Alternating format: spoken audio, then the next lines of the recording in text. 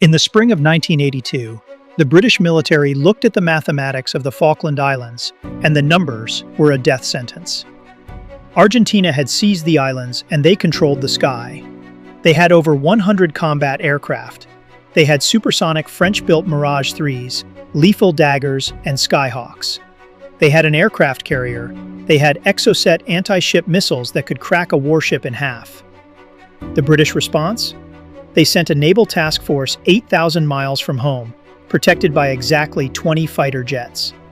And those 20 jets weren't even supersonic. They were Sea Harriers, subsonic, weird-looking jump jets designed to hover like helicopters. The British were sending 20 slow, hovering aircraft to fight 100 supersonic jets at the bottom of the world. On paper, it was tactical suicide. But wars aren't fought on paper. This is the story of the Falklands Air War, how a revolutionary missile, a 16-hour impossible bombing raid, and a bizarre system glitch with gravity bombs allowed 20 British jump jets to completely break an entire South American air force. Before the British could land ground troops, they had to prove to Argentina that the airspace over the Falklands wasn't safe. They needed to destroy the runway at Port Stanley. But the closest British airfield was on Ascension Island, 3,800 miles away. To drop 21 bombs on a runway, the RAF executed the Black Buck raid. They took an aging Avro Vulcan nuclear bomber and flew it for 16 hours over the open ocean. It required an agonizing, mind-bending chain of 11 Victor tanker planes constantly refueling each other just to drag the Vulcan to the target and back. From a purely destructive standpoint, the raid only put one bomb on the actual runway. But psychologically, it was a nuke. It proved to the Argentinian High Command that British bombers had the range to strike the Argentinian mainland. Terrified of having their cities bombed, Argentina made a massive strategic error. They held their best supersonic interceptor jets back to defend their homeland. Even with the mainland defended, the Argentinian Air Force still vastly outnumbered the British task force.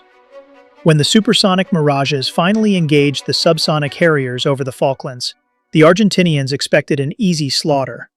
Instead, they ran into a technological cheat code. The Sea Harrier was slower, but it had two massive advantages. First, the British pilots were NATO elite.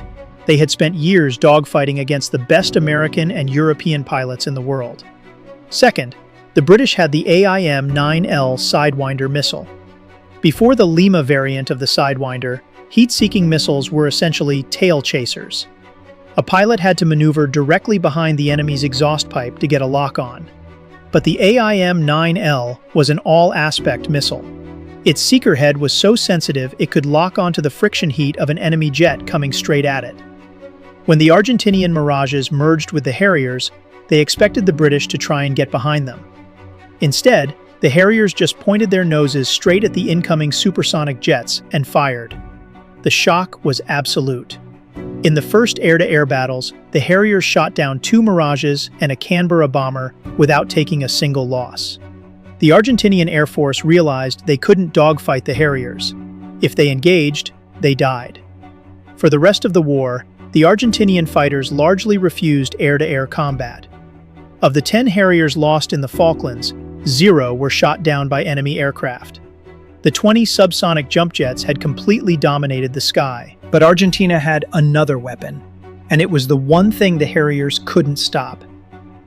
On May 4th, 2 Argentinian Super Étendard jets skimmed just feet above the ocean waves, popped up, and fired a French-made Exocet anti-ship missile. It slammed into the British destroyer HMS Sheffield. The ship burned and sank. The British admirals panicked. If an Exocet hit one of their 2 aircraft carriers, the war was over.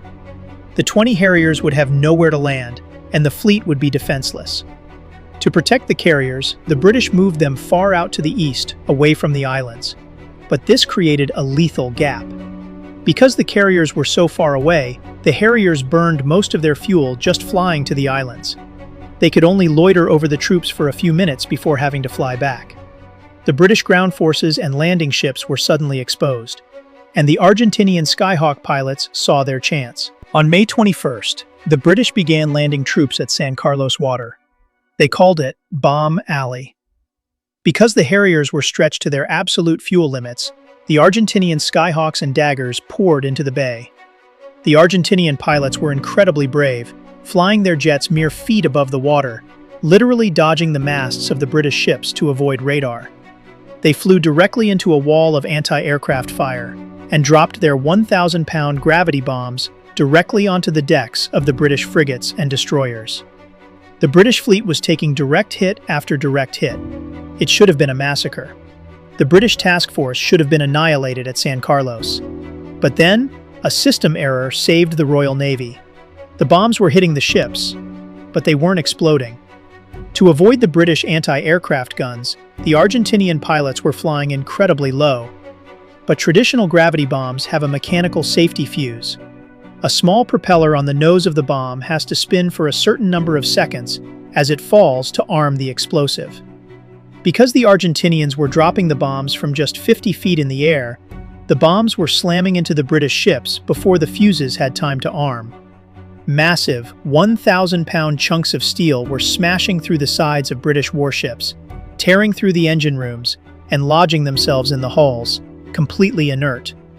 If those fuses had been set correctly, the British Navy would have lost half its fleet in San Carlos water. British sailors openly admitted that the Argentinian pilots were some of the bravest men of the campaign. If their bombs had detonated, the British would likely have lost the war. Despite the unexploded bomb glitch, the British still lost ships. The Sir Galahad was devastated at Fitzroy, and ships like the Ardent and Antelope were sunk. The Argentinian pilots made the British bleed for every inch of water. But they were taking unsustainable losses. They were flying at the absolute limit of their fuel range, attacking heavily armed ships, while constantly looking over their shoulders for the deadly Sea Harriers. By the time the British ground troops marched into Port Stanley in June, the Argentinian Air Force was broken. The impossible math had been solved. The Falklands Air War is a masterclass in the reality of combat. Having 100 supersonic jets means nothing if you don't have the fuel to fight. Having heavy bombers means nothing if you drop your bombs too low. And looking weird means nothing, as long as you have the right missile, the best training, and the absolute audacity to hover an aircraft carrier 8,000 miles from home, daring an entire continent to try and stop you.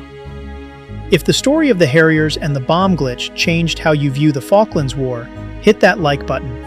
It tells the algorithm that real, unpolished military history deserves to be heard.